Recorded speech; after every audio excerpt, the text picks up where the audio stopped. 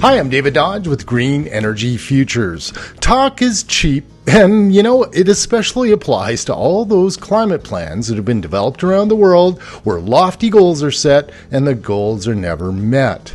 It turns out that some of the best climate plans in the world are actually being created by cities. Oslo, Norway has incorporated climate right into the budget of their city, and they're knocking climate action out of the park. Today, we're going to talk to the head of the Oslo Climate Agency to find out why and how this is working. Hi, I'm Heidi Sorensen. I'm the head of the Climate Agency in Oslo. So my task is to get sure that the city reduces its climate emissions by 95% by 2030. Well, I'm really happy to be interviewing you, Heidi, because I don't know if you know, but from faraway places like Canada, we look at Norway and all of those countries with admiration for the action they're taking. So I've heard that Oslo has a pretty aggressive climate plan. In brief, what is it and what are the goals? I think the first thing I will say is that it's not a plan. We have a strategy, and then we have a climate budget. As a former politician, I have been involved in making many climate actions plans. And when they're finished, they're kind of throwing it out in the society and see what's happening. The climate budget is different. And I think that the key to our success is that it is a budget which is measured in terms of CO2 emissions, and it is fully integrated in the municipal budget. And like the financial budget, the climate budget is the responsibility of the Deputy Mayor of Finance. So every year we calculate what needs to be done to achieve our ambitious climate goals. That's, I think, it's the key. It's a governance system that is necessary to have put climate in the very center of policymaking. And obviously, that's the crux of what we'd like to talk about today, and we'll dive into that deeply in a second. But I think for context, help us understand what your sources of emissions are. What are the top sources of emissions that you're trying to tackle? Transportation stands for approximately half of it. And then we have waste, which is a good chunk as well. And then the third biggest sector is the construction sector. When I started 6 years ago, it used to be a lot of emissions from heating sector. But since oil pan is forbidden, so we have removed that source of climate emissions totally. So now the three left is transportation, it's waste, and it's the construction sites. That's interesting. So what did you replace heating with? Heating pumps, electricity, and solar and biomass. So the work started in, I think, more than 20 years ago, and it was forbidden from 2019. So no, it's history. It's so good to have an emission source that is basically gone. Interesting, and that's probably why transportation is bigger now. It's because you've reduced your heating. where I come from, our city says our emissions, they at the highest level, they say it comes from transportation 1/3, industry 1/3, and buildings 1/3, and so. So we're still working on the buildings thing. Yeah. What are you doing in transportation? You guys are well known for this, actually. So tell us what you're doing. We have a plan for electrification of the transportation sector. And I think the numbers we see now, few will have anticipated that 10 years ago. If we look at the passenger cars, 82% of new passenger cars in Oslo are fully electric. And 36% of new vans have been electric into 2022. And I think even better, because this has been the difficult part, even as 30% of new heavy vehicles have been zero emission or biogas in 2022. So it is possible to change. So it's still a way to go, but I think we are on a good track. So is that because your success in that area, is that because you get a lot of national support as well? I think it's a combination. Of course, there's been a national VAT exceptions which have been important, but there have been other things as well. For instance, we have a toll ring in Oslo, and electrical vehicles have, in the beginning, every one of them went there freely without paying. No, there are so many electrical cars that they can't go for free anymore, but they are paying less than half the price of a fossil fuel car. And all the vans and all the heavy vehicles are entering for free if they are electric or zero emission or biogas. And that's a very strong incentive and been important. And then, of course, charging was a big issue. So we have been helping to build chargers both for passenger cars, but also for heavy vehicles, and have invested in that. So that to have a good network of charging points has been one of the, I think, jobs that the municipality has done that has been extremely important. It's kind of ironic, Heidi, because you say the benefits are it's twice as cheap to fuel up an electric car. Yeah. Your electricity prices are fairly high, aren't they? Yes, but still, the fossil fuels are way beyond in prices anyway. So there's still a long way to go to see that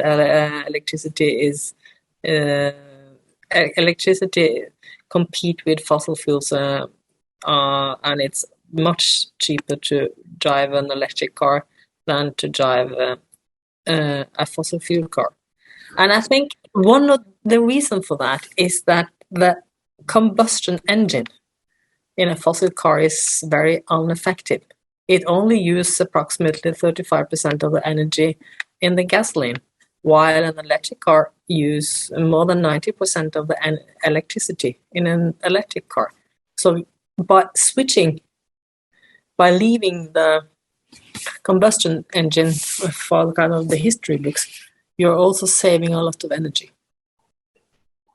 So the one other area of background I'd like to touch on, and because this is different for us, we don't do waste incineration. You list waste incineration, but I think it's also bundled with energy supply. What's the breakdown there, and why are the emissions high there? Even though we do our best to recycle plastic, there are still plastic that will be burned. So we have more than 20% of the CO2 emissions from Oslo is from the incineration plant. But luckily, and this is due to very, very hard work, 1 year ago, the city council decided that we should invest in a carbon capture and storage facility on the biggest incineration plant. So that was a very important, very, very important decision, and will remove approximately 17% of the city's total CO2 emissions.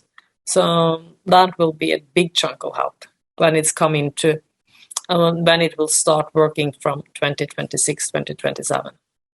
Well, I'd love to dive into those things, but my curiosity will be the death of this interview, so I can't. Let's move to the topic du jour, which is carbon budget. So let's start again there. Oslo's a pioneer here and is widely recognized around the world. C40 holds you guys up as the poster children of budgeting. So what are you guys doing at a very high level? Just start again on the climate budget. We invented the climate budget. The first climate budget of Oslo was made in 2016. And as far as we know, that is the first climate budget in the world. So since then, it has been evolved into the most important governance tool for us. It structures and organizes how we get from climate policies, targets, and words to action and actual results. So I think a very important thing about it is that it makes all part of the city administration stakeholders in the climate goals. It's not only the climate agency. We don't own the actual measures. That is owned by all the other agencies that are out there. So with the climate budget, they become stakeholders, and they are proud of their actually when they are reaching the goals and implementing their measures. So it's measured in terms of CO2 emissions. It's fully integrated in the municipal budget. So when the city council adopts the yearly budget, chapter number 2 is always the climate budget. So every year, the city council will see this. And they put forward the climate budget. And it is, of course, then that it's Deputy Mayor of Finance that owns the budget. And it presents the expected emission reduction from the adopted climate measures and clearly states what has to be done by whom, when, and where relevant at what budgetary cost. So, and when that is done, the implementation starts. And if you compare it with an action plan, you will probably see it after a year, if you're lucky, 2 years more normally. With the climate budget, every entity have to report on the status of their work with the measure 3 times a year. And it's coordinated, so they do that together with the ordinary financial report that they also do 3 times a year. So it's also integrated in that cycle. And I think that is very important. Then we can see, oh, it's not working that well there. And that measure was perhaps not as intelligent or not as effective as we had thought. Then we do analysis and see what we have to come up with to have even better measure for next year or during a year. I'm familiar with city budgeting. So just to explain how the nuts and bolts work. So your city council is about to set the budget. They have a choice between expanding a freeway or building a bike lane. How does the climate budget influence that? They can see that if this road is being built, it will makes it very difficult for them to achieve the climate goal in 2030. Then they will see alternatives that makes it much easier for them to reach the climate goals in 2030. So then we calculate the effect of that kind of new investment. And climate is then always a very important discussion when we are doing new investments. So, and if you invest in something that will and in the end lead to increased CO2 emissions, it will show in next year budget. So then you're not so happy for doing that, because it makes it even more difficult to reach the goals. So I'm still curious about what compels them to ensure the climate part of the budget is a priority, because the example I can think of from my own city, and we're trying to create a budget, we're well into the process, but it was ironic because when the budget process started, which was just a month ago, a lot of the major climate initiatives and actions were listed as optional in the budget. They were so-called unfunded. And there was a great big uproar, and city council reversed mid-budget process, and the mayor did an omnibus bill and put all the climate actions back in. How do you avoid that? I think the deepest answer to that is that it is a broad political will to actually do something about emissions, because I think something happened with the mindset of our politician when they set this goal of reducing climate by 95%, because it started the discussion. I think we are slowly getting there on national level as well. Climate emission is not something we shall reduce with 10 or 13 or 20%. It's something we should get rid of.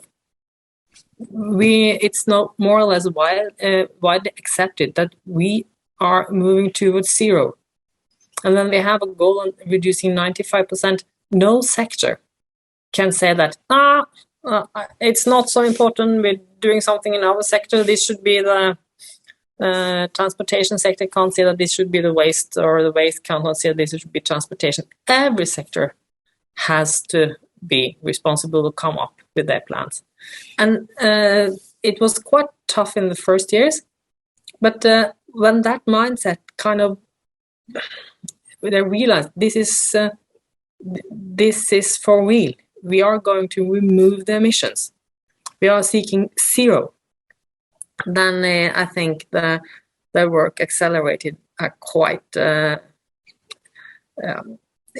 think it went from like being something nice to have to something fundamental for us.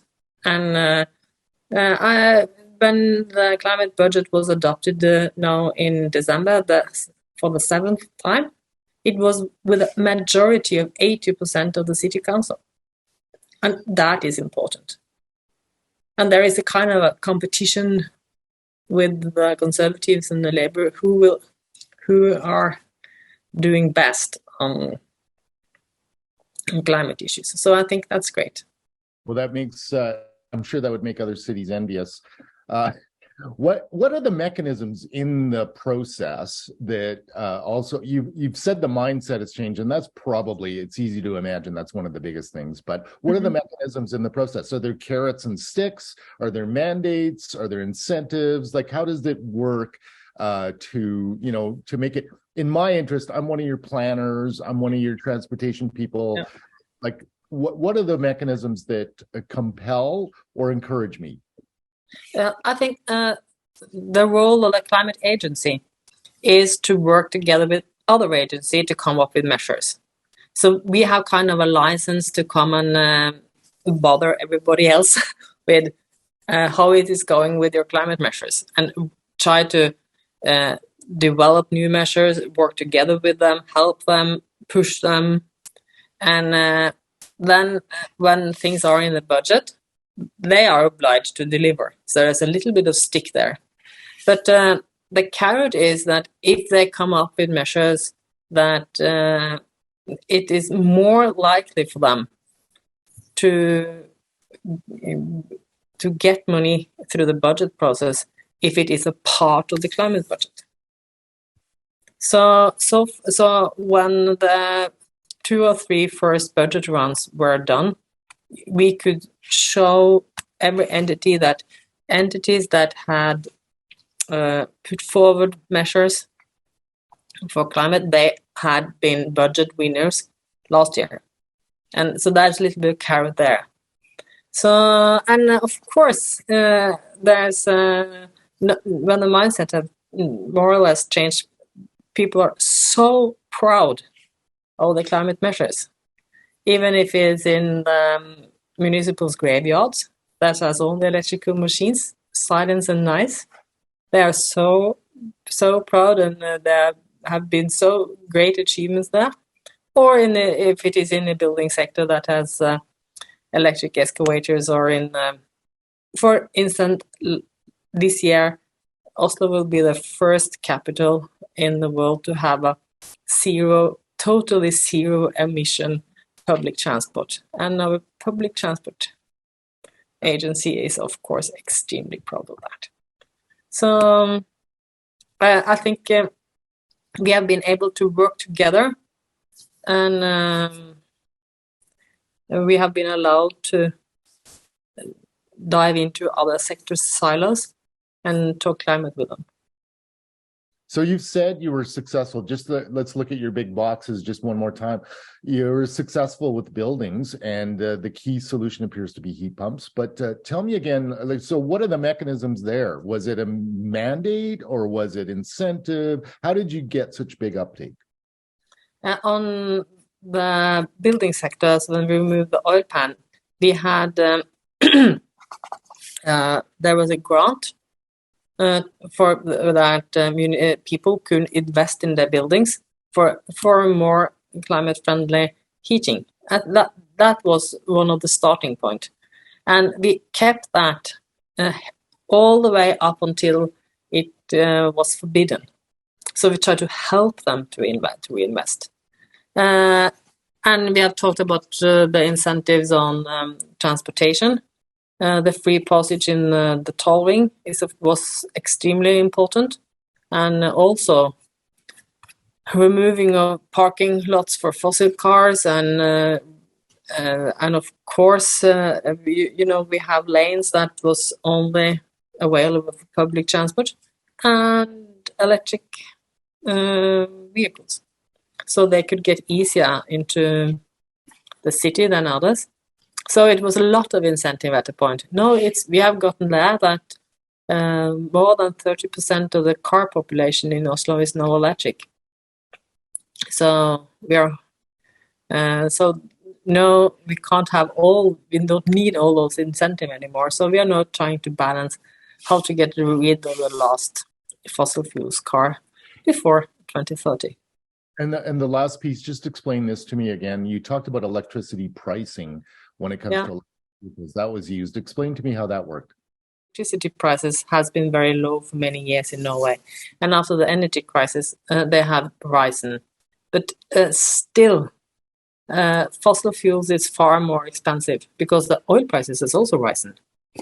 And so it's still much cheaper to drive an electrical vehicle than to drive a fossil car. And so you had incentives though for electric cars nationally though, right? Both nationally and locally and regionally, on all levels. And I think the introduction of electrical cars was a good example how every kind of the national level, regional level, and local level was able to push in the same direction. And when that happened, it's not that often, but when that happened, things actually change. I have two more boxes I want to touch on. So you did bundle incineration of waste with energy supply. Talk about your energy supply. How is that clean and what's happening there? Energy supply is heating from heat waters run system, but most of the heating is electricity still. And electricity is from hydropower. The municipality owns its own hydropower plants outside of Oslo, of course.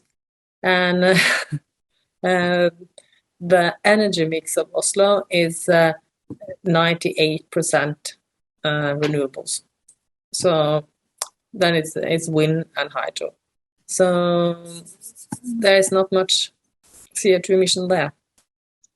The last box I want to talk about, and this is the one that leaves me scratching my head a little bit, and that is incinerating waste. How is that a good idea? Oslo has been incinerating waste for a long time. And I think the oldest one is more than 30 years. I think even older. So what I think the reason why is that we had big problem with landfilling. And in 2009, I think Norway was among the first country to forbid landfilling. So landfilling is actually forbidden. Then you have to do something with the waste. And incineration became a solution somewhere. But then you get CO2 emission. And but luckily we have been able to invest in this carbon capture and storage. And remind you, the landfills, they have big emissions from methane. And we are still struggling and still have some problem related to landfills that we closed down 20 years ago. So getting rid of landfills is a very good thing. But what is also good about the incineration of waste is when we get a carbon capture and storage facility in place, 200,000 of the CO2 tons of the CO2 emissions from the incineration plant will come from plastic, also fossil fuels, and 200,000 tons will come from biomaterials, wood, paper, etc. But the carbon capture will, of course, capture 90% of the total of it. Then we will have a facility that actually are carbon negative. So it will be interesting. And I think IPCC has in their report said that we will more or less, regardless of how good we will be in the future, need carbon negative solutions. And carbon capture on waste from incineration plant, I think, is one of the better way of doing that. Just before we close out, do you do any, do you mine methane from your landfills, or do you do any anaerobic digestion with your waste at all? We did that on methane, but I think we are past that now. It's not enough meat left, so we are not just controlling it.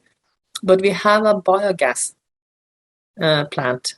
So the food waste will go to the biogas plant, then to produce biogas that is fueling heavy vehicles, some buses, long distance, etc. So last part of our interview here, Heidi, very much enjoyed this. How's the public responding to these goals? I think I know the answer because they're buying electric vehicles. But how is the public responding to these climate initiatives? I think it's important for us that we can say that the climate measures has done good for the city. Oslo has been a better city afterwards. It has given us less noise, less air pollution, and definitely more human-oriented streets. A columnist wrote in a newspaper a couple of years ago that Oslo smelled so nice in the summer now. Yes, of course. It didn't smell diesel or gasoline anymore. It smelled flowers.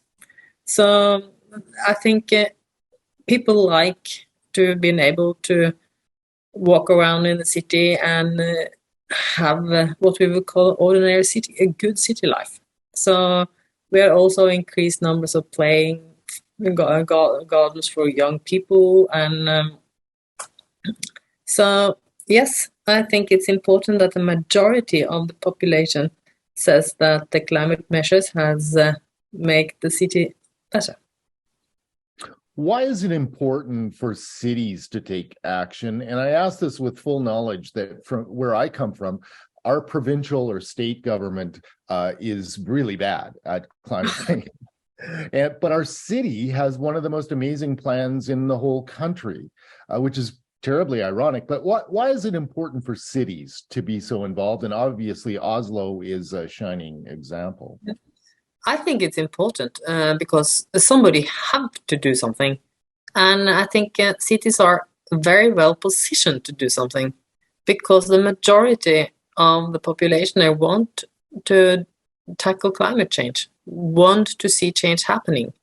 And that makes it easier for politicians to want it that as well, because their constituencies actually want it.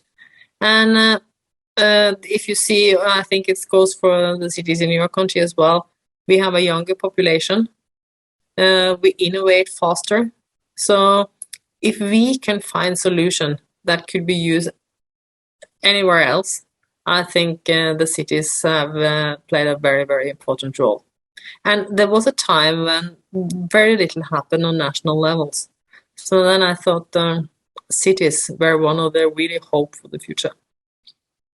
What are the biggest lessons you've learned that you can share with other cities? You've gone through this for quite a while. You're deep into the process, reasonably successful. What are the biggest, hardest lessons you've learned? I think it's extremely important that confronting climate change is about creating better cities and better quality of life. I think the climate discussion has too long been about sacrifice.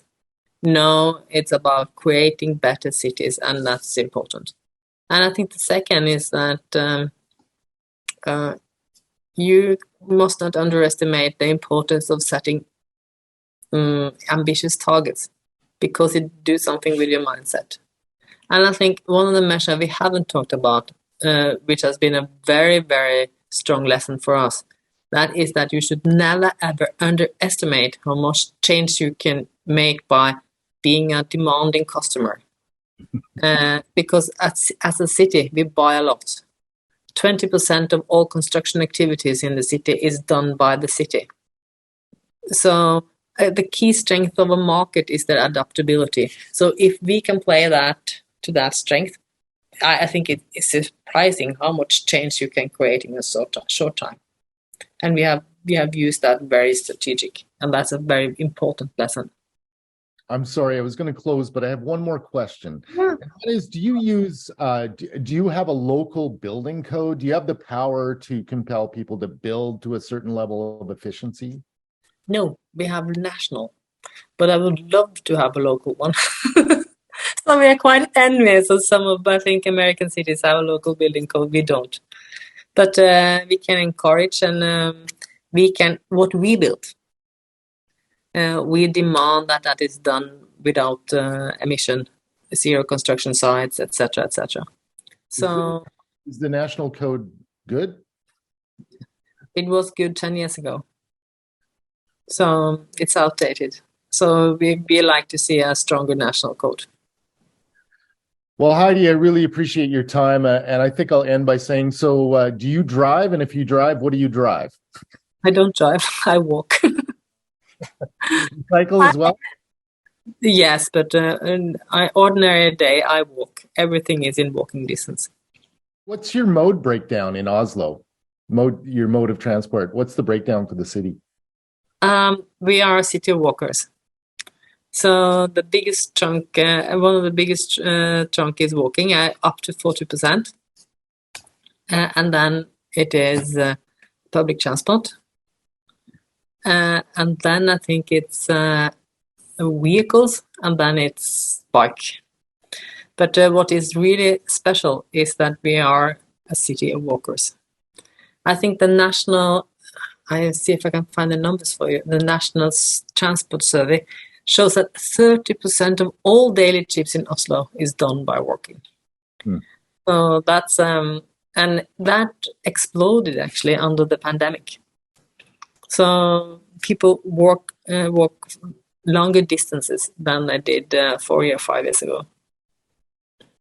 It's funny, I was in Vitoria-Gasteiz in Spain, and it's a fairly very old city, compact city. They were actually, they shared a title you received recently as the greenest city in Europe, or whatever. Yeah.